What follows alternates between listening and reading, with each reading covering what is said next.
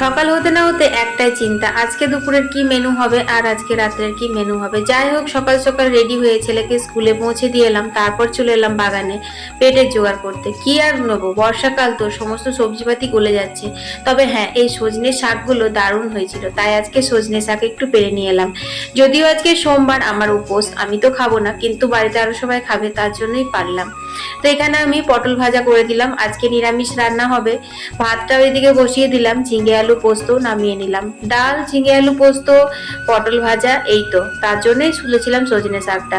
তো আজকে সোমবার, তাই শুধু তেল, পাঁচফোড়ন, শুকনো লঙ্কা দিয়ে শাকটা চাপালাম, না হলে রসুন দিতাম। রসুন দিলেই শাকটা কিন্তু খেতে খুব ভালো লাগে।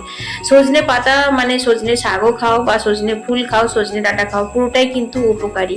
হাই প্রেশারদের জন্য তো নাকি সজনে শাক খাওয়া অনেক উপকারী।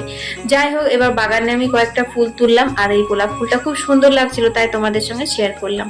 তারপর স্নান সেরে ঘরে এখন পুজো দিয়ে নিচ্ছি, এরপর কিন্তু মন্দিরে যাব। মন্দিরে আর মোবাইল নিয়ে যায় না, তাই তোমাদের সঙ্গে শেয়ার করা হয় না। ঠাকুর ঘরে নিজের মতো করে পুজো করি, তাই তোমাদের সঙ্গে অল্প একটু শেয়ার করি। যাই হোক, পুজো করা হয়ে গেছে, এরপর অল্প একটু জলে চিনি নিয়েছি 2 চামচ, তারপর একটু টক দই দিয়ে লাচ্ছি বানিয়ে খেয়ে নিলাম। তারপর আবারও চলে এলাম ছেলেকে স্কুলে নেওয়ার জন্য। এখন বাজে 1টা 10, 1টা 10-এ ছুটি হয়, বেরোতে বেরোতে 1টা 20 হয়েই যায়।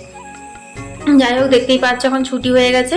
বুবলাকে নিয়ে ফিরে এলাম, তারপর বুবলাকে খেতে দিলাম, তারপর রান্নাঘর পরিষ্কার করলাম, আর আমি এবার একটু শোবো।